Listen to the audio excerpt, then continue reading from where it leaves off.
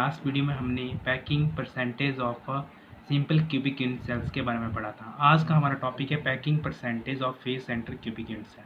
तो packing percentage of face centre cubic unit cell में क्या होता है, जो कंस्टिट्यूएंट पार्टिकल है, constituent particle are present at corner as well as centre of each face. तो यहाँ पे क्या है, जो कंस्टिट्यूएंट पार्टिकल है वो कहाँ पे प्रेजेंट है, आपके कॉर्नर पे प्रेजेंट है, ठीक है। और as well as centre of each face, ये जो फेज है इसके सेंटर पे भी आपका क्या है, कंस्टिट्यूएंट पार्टिकल प्रेजेंट है, ठीक है। तो आपका जो क्यूब होता है उसमें कितने फेज होते हैं, 6 फेज होते हैं, और वहाँ 6 फेज पे क्या है, आपका एक कंस्टिट्यूएंट पार्टिकल प्रेजेंट है, ठीक है। अब यहाँ से अगर देखें तो ये जो आपका यहाँ से यहाँ तक का डिस्टेंस है इसको हम बोलते हैं ए, और ए आपका क्या होता है, edge length of a unit cell, ठीक है। और जो रेडियस ऑफ स्फीयर है, जैसे मान लो यहाँ से यहाँ तक के जो डिस्टेंस है इस स्फीयर का, तो इसको हम क्या बोलेंगे, रेडियस ऑफ अ स्फीयर। और यहाँ से जो आपका ये जो ऊपरले वाला फेस है, जैसे ए बी और सी और डी, तो इसमें क्या है कि जो आपका 4 कंस्टिट्यूएंट पार्टिकल हैं कॉर्नर पे, और एक आपका क्या है, फेस सेंटर पे है, ठीक है। तो अब यहाँ से क्या होगा, ये जो डायग्राम है यहाँ पे हमने एक्सप्लेन करके बताई है। जैसे मान लो यहाँ से इसको अगर मान लो ए मान लिया, और इसको बी, और इसको सी, और इसको डी, ठीक है। और यहाँ से किसका डायगोनल ले लिया, ठीक है। तो यहाँ पे आपका क्या बन गया, एक राइट एंगल ट्रायंगल बन गया ए बी और सी, ठीक है। और यहाँ से यहाँ तक का जो डिस्टेंस, टोटल डिस्टेंस है, इसको हम बोलेंगे edge length of unit cell, ठीक है, एज लेंथ, ठीक है। और ये जो एज लेंथ है इसको हम किससे डिनोट करते हैं, स्मॉल ए से। और यहाँ से यहाँ तक का जो रेडियस है इसको बोलेंगे हम रेडियस ऑफ स्फीयर, और इसको हम स्मॉल आर से डिनोट करते हैं। और यहाँ से यहाँ तक का जो डिस्टेंस है भी आपका क्या है, रेडियस है, और इसको हम किससे डिनोट करते हैं, स्मॉल आर से, ठीक है। और यहाँ से यहाँ तक का डिस्टेंस आपका क्या आएगा, आर, और यहाँ से यहाँ तक का डिस्टेंस भी क्या आएगा आपका आर। बट यहाँ पे क्या है आपका, एक होल मतलब एक पूरा स्फीयर है, तो यहाँ से यहाँ तक का डिस्टेंस क्या है आपका, यहाँ से यहाँ तक का डिस्टेंस आपका आएगा 2r प्लस आर प्लस क्या आएगा आपका आर। तो ये जो आपका ए सी है वो, ठीक है। अब यहाँ पे क्या आएगा, in right angle triangle A B C, तो यहाँ पे क्या आएगा आपका जो ए सी है, ठीक है, ए सी, ठीक है। यहाँ पे हम पाइथागोरस थ्योरम लगाएंगे इस केस में। तो A C equal to under root, अब आपका क्या आएगा, आपका A B square plus B C square, ठीक है। अब यहाँ पे ए सी इक्वल टू क्या आ जाएगा, जो ए बी है उसकी वैल्यू हमारे पास क्या है, ए का क्या आ जाएगा, स्क्वायर। और जो बी सी है ये भी आपकी क्या है, एज लेंथ है, और इसकी डिस्टेंस भी क्या है आपकी ए, ठीक है। तो जब ए को ए में प्लस कर दिया जाए तो क्या आएगा आपका 2a स्क्वायर। तो यहाँ से क्या होगा आपका, जो स्क्वायर से अंडरूट कैंसिल हो जाएगा, तो आपका क्या बचेगा, अंडरूट 2a, ठीक है। अब यहाँ से क्या होगा, जो आपका ए सी है, ए सी आपका क्या है, यहाँ से यहाँ तक का जो डिस्टेंस है इसको हम क्या बोलेंगे आर। और ये जो आपका होल स्फीयर इसकी डिस्टेंस कितनी आएगी, जो रेडियस ऑफ स्फीयर है वो कितनी आएगी 2r, और यहाँ से यहाँ तक का जो आपका रेडियस है वो कितना आएगा r। तो होल कितना आ गया आपका r plus 2r plus r, तो ये आपका कितना आ गया, जो ए सी है वो आपका 4r के बराबर आ गया, ठीक है। अब यहाँ से अब हम क्या फाइंड आउट करेंगे, a की वैल्यू, ठीक है। तो a क्या आएगा आपका 4r divided by under root 2a, यहाँ पे मल्टीप्लाई में था तो यहाँ पे क्या आ गया आपका डिवाइड में, तो a की वैल्यू आपकी आ गई 4r अपॉन अंडरूट 2, ठीक है। अब यहाँ से अब हम क्या करेंगे, जो a की वैल्यू तो यहाँ से आ गई आपकी, अब हम निकालेंगे volume of a unit cell, ठीक है, volume of a unit cell. जो वॉल्यूम ऑफ यूनिट सेल है वो किसके बराबर होता है, ए क्यू के बराबर। तो यहाँ पे अगर हम a की वैल्यू पुट कर दें तो क्या आएगा आपका 4r अपॉन अंडरूट 2, ठीक है। तो ये आपकी a की वैल्यू थी जो हमने निकाली थी, और उसका क्या आएगा आपका क्यूब आएगा।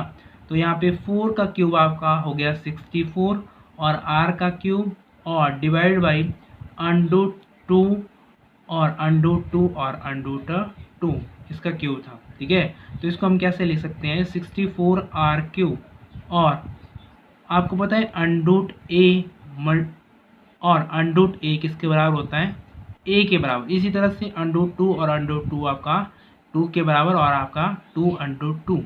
ठीक है, अब यहाँ से क्या होगा, अब यहाँ से अब हम जो आपका नंबर ऑफ स्फीयर निकालेंगे, number of sphere in face centre cubic unit cell.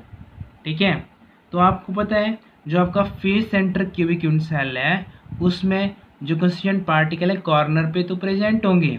ठीक है, but phase centre of each phase पे भी कंस्टिट्यूएंट पार्टिकल प्रेजेंट होते हैं। तो आपके यहाँ पे क्या आएगा 8 कंस्टिट्यूएंट पार्टिकल कॉर्नर पे, और जो आपका कॉर्नर पे कंस्टिट्यूएंट पार्टिकल है उसको 1/8 कंसीडर करते हैं हम। ठीक है, तो 8 × 1/8 प्लस, और आपको पता है जो क्यूब है उसमें कितने फेज होते हैं 6 फेज होते हैं। ठीक है, सेंटर पे है आपका जो कंस्टिट्यूएंट पार्टिकल है इनको हम कंसीडर करते हैं 1/2। ठीक है, तो यहाँ से अगर हम 8 से 8 क्या हो जाएगा आपका कैंसिल, और 2 × 1 = 2 और 2 × 3 आपका 6, तो यहाँ पे आपका 1 + 3। तो यहाँ पे जो नंबर ऑफ स्फीयर है in face centre cubic unit cell में वो कितने आएंगे आपके 4 आएंगे। ठीक है, अब यहाँ से अब हम क्या करेंगे वॉल्यूम ऑफ 4 स्फीयर निकालेंगे। ठीक है, 4 स्फीयर इसलिए निकालेंगे क्योंकि जो आपका जो नंबर ऑफ स्फीयर कितने होते हैं फेस सेंटर यूनिट सेल पे 4 होते हैं। ठीक है, तो यहाँ पे वॉल्यूम ऑफ स्फीयर क्या आएगा आपका 4 × 4/3 × πr³। ठीक है, क्योंकि जो वॉल्यूम ऑफ स्फीयर है आपका वो क्या होता है volume of sphere equal to 4/3 πr³। जो वॉल्यूम ऑफ स्फीयर है वो आपका कितना होता है 4/3 πr³। और 4 से हमने क्यों मल्टीप्लाई करा क्योंकि जो आपके जो face centre cubic unit cell है उसमें जो नंबर ऑफ स्फीयर कितने होते हैं आपके 4 स्फीयर प्रेजेंट। पैकिंग परसेंटेज को फाइंड आउट करने के लिए हमारे पास एक फॉर्मूला होता है volume of sphere divide by volume of unit cell multiply by 100। ठीक है, तो जो वॉल्यूम ऑफ स्फीयर है वो हमने फाइंड आउट करा है, वो है आपका 16/3 πr³। ठीक है, और जो आपका वॉल्यूम ऑफ यूनिट सेल है वो हमने फाइंड आउट करा 64r³ डिवाइडेड बाई 2 √2 और मल्टीप्लाइड बाई 100। ठीक है, अब यहाँ पे हम क्या करेंगे जो 16/3 पाई की वैल्यू पुट कर देंगे 22/7 मल्टीप्लाई बाई r³ और यहाँ पे आपका क्या आएगा 64 और 2 √2 और r³ से आपका r³ क्या हो गया कैंसिल हो गया, और यहाँ से आपका 16 4 आपका 64 और यहाँ पे 2 1 = 2 और 2 1 = 2 और 2 2 = 4। ठीक है, अब यहाँ पे हमारा इक्वल टू 2 से 2 क्या हो जाएगा आपका कैंसिल, और यहाँ पे आपका बच गया 11 मल्टीप्लाई बाई √2 और divide by 3 multiply by 7 multiply by 100। और यहाँ पे आपका जो √2 है √2 की वैल्यू होती है आपकी 1.414 और वो हम यहाँ पे पुट कर देंगे 1.414 डिवाइड बाई 21 और मल्टीप्लाई बाई क्या आएगा आपका 100। और जब इनको सॉल्व मल्टीप्लाई करेंगे तो इनको मल्टीप्लाई करके आएगा आपका 15.554 डिवाइडेड बाई 21 और मल्टीप्लाई बाई आपका क्या आ जाएगा 100। और जब इनको डिवाइड करेंगे और सॉल्व करेंगे तो आपका आएगा 0.74। Multiply by 100। तो जब इसको मल्टीप्लाई करेंगे तो आपका आएगा 74%।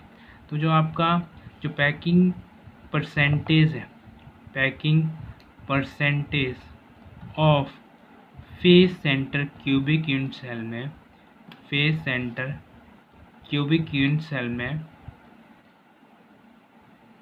74% होता है। ठीक है, थैंक्स।